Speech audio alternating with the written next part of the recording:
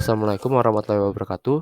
Di sini kami dari kelompok 6 KW03 akan mempresentasikan hasil dari makalah kami, yaitu tentang topik filter bubble dan dampaknya terhadap kondisi perpolitikan Indonesia. Berikut merupakan anggota kelompok kami. Tujuan makalah yang kami angkat yaitu yang pertama menentukan cara terbentuknya filter bubble, yang kedua mengamati perilaku sosial masyarakat Indonesia usia 17-30 tahun akibat dari fenomena ini, dan menentukan solusi dari permasalahan akibat filter bubble.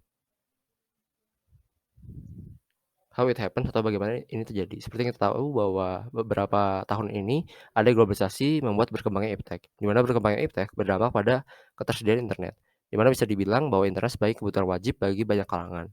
Meningkatnya ketersediaan internet membuat kemudahan mencari informasi. Informasi yang sering kita cari akan membentuk suatu algoritma, di mana informasi ini yang muncul akan memiliki pola yang sama, di mana informasi menjadi terisolasi hanya menjadi yang ingin kita cari. Fenomena ini disebut sebagai filter bubble, di mana dapat berdampak baik dan buruk. Definisi filter bubble yaitu merupakan sebuah fenomena yang timbul akibat algoritma internet yang kemudian mempolarisasi publik, khususnya dalam hal mendapatkan informasi secara daring. Orang-orang yang tinggal dalam bubble akan mendapatkan informasi yang homogen dan perlahan membentuk pandangan mereka tentang isu-isu tertentu. Untuk pengaruh dari filter bubble ini, kami angkat 2 poin penting, yaitu tentang pseudokritisme dan yang kedua yaitu meningkatnya hoaks yang terlintas pada sosial media seseorang. Di mana pseudokritisme ini merujuk pada fenomena di mana seseorang seakan-akan memiliki sikap kritis, namun pada hakikatnya sikap kritis ini lebih merupakan bentuk kesimpulan yang terbentuk secara terburu-buru dari sebuah informasi yang nyatanya tidak benar-benar dipahami. Di mana seorang tersebut hanya akan membuat dirinya merasa bahwa sudah mengetahui dan memahami keseluruhan realitas yang diterima dari informasi. Akibat dari sikap ini, semua hal akan berujung pada karakter masyarakat yang mudah dimanipulasi, yang akan menimbulkan hilangnya kemampuan berpikir kritis dan cenderung anti kritik. Berikut adalah contoh kasus yang kami ambil, di mana dapat dilihat pada grafik pada gambar kiri bahwa media sosial sangat berpengaruh dalam pilihan politik di Indonesia pada peristiwa pasca Pilpres 2014. Ternyata bahwa tren sosial yang sangat terpolarisasi hingga sekarang ketika masalah politik muncul. Istilah-istilah polarisasi masih digunakan, padahal sebagai satu bangsa seharusnya menuju tujuan yang sama, bukan dipecah oleh algoritma media sosial. Selanjutnya adalah metode penelitian. Jenis metode penelitian yang kami gunakan adalah mixed method yang menghasilkan interpretasi data berupa kalimat tertulis serta persentase hasil yang diperoleh. Instrumen data penelitian ini adalah manusia atau tim penulis untuk menetapkan fokus penelitian dan informan, mengumpulkan, menganalisis, dan melakukan penafsiran data, serta menentukan kesimpulan penelitian. Data yang kami gunakan adalah data pokok objek kajian hasil observasi dan data dari internet atau buku. Teknik pengumpulan data yang digunakan adalah observasi dengan membandingkan fenomena filter bubble yang terjadi pada dua gawai yang berbeda. Survei online yang berfokus pada pengalaman responden dengan rentang usia 17 hingga 30 tahun dalam ruang lingkup filter bubble. Dan studi pustaka untuk melengkapi teknik observasi dan survei online yang dilakukan. Analisis data penelitian ini dilakukan secara kualitatif berupa kalimat yang dapat ditarik kesimpulan, dilakukan terhadap platform media sosial beberapa responden survei online. Untuk mengetahui pengetahuan dan tanggapan masyarakat terhadap alur informasi dalam filter bubble, kami mengadakan survei melalui Google Form. Total responden survei ini adalah 58 orang dengan demografi usia pada bagan. Mayoritas responden berumur 19 tahun, sebanyak 31%, dan kedua terbanyak adalah 20 tahun.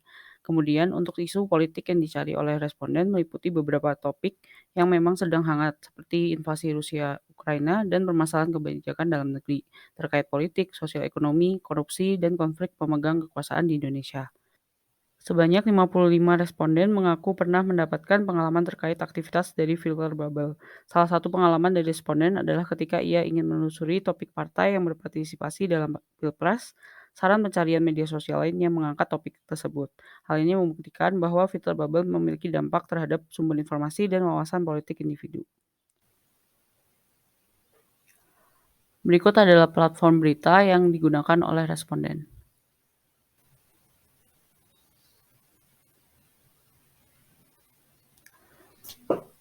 Pernyataan yang dimasukkan ke dalam survei menggunakan skala 1-5 dengan 1 sangat tidak setuju, 2 tidak setuju, 3 netral, 4 setuju, dan 5 sangat setuju. Nah, berikut adalah persentase jawaban dari responden.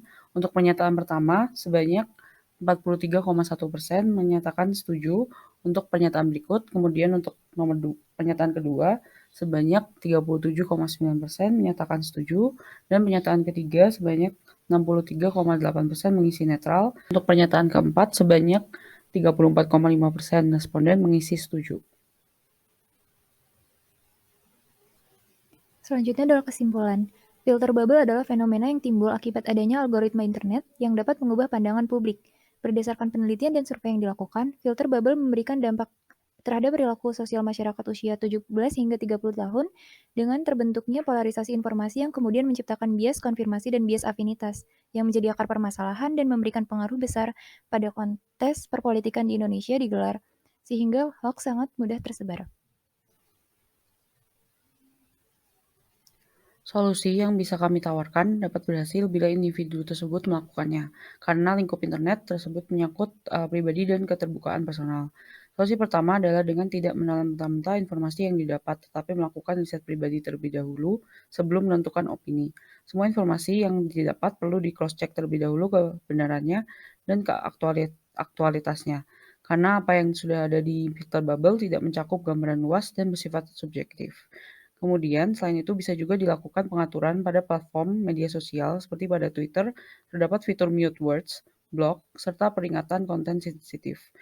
Pada YouTube terdapat fitur not interested serta don't recommend channel. Cara lainnya adalah dapat dengan tidak menyebarluaskan informasi yang belum dapat ditentukan kebenarannya. Penggunaan incognito browser atau penghapusan history juga bisa membuat berita yang tersaji itu lebih beragam. Kemudian untuk solusi ketiga adalah edukasi yang dapat diberikan kepada masyarakat yang tidak termasuk target demografi kami, yaitu 17-30 tahun, terutama mereka yang belum mahir atau bijak dalam penggunaan internet.